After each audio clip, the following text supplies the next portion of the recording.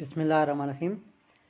नाजरीन आइए video clip देखते हैं। सज़ा हुई है, इस हवाले से जो फैसला महफूज हुआ था अगले दिन ट्विटर पे भी आ गया था। क्या कहेंगी? जो मुज़ाकरात भी चल रहे थे, बीच में सज़ा हो गई 7 साल 14 साल, ज़मीन जो थी यूनिवर्सिटी को उसको भी ज़ब्त कर लिया गया है।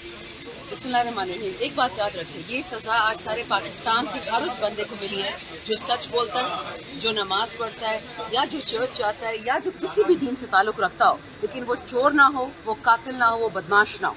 ये सज़ा हर पाकिस्तानी औरत को मिली है, हर बच्चे को मिली है। उनको ये कहा गया है कि अगर तुम्हारा नाम शरीक या जरदारी चोर हो, 16 अरब के चोर हो, मुल्क के कातिल हो, बीबी के शहीदों में आप शहीद उनके साथ हो, तो आपको कुछ भी कोई नहीं कहेगा। लेकिन अगर आपने हिम्मत की पाकिस्तान को ठीक करने की, पाकिस्तान के हक में खड़े होने की, एब्सोल्युटली नॉट बोलने की कि ईरान और अफगानिस्तान से हमारी सरहदों से जंग नहीं होगी, तो आप पे केस होगा, आपको सजा होगी। परवाह नहीं है। मैंने कल भी कहा था पेशावर हाई कोर्ट में, आज दोबारा कह रही हूँ, इमरान खान पे ये 200 और केसेस बनाएंगे।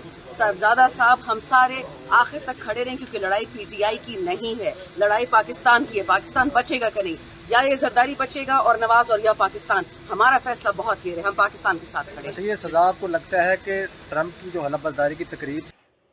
जी नाजरीन, तो अभी आपने ये वीडियो देखी है। अगर आपको ये वीडियो पसंद आई है तो मेरे चैनल को लाइक भी करें, सब्सक्राइब भी करें और वीडियो को शेयर भी करें। शुक्रिया। अल्लाह हाफिज़।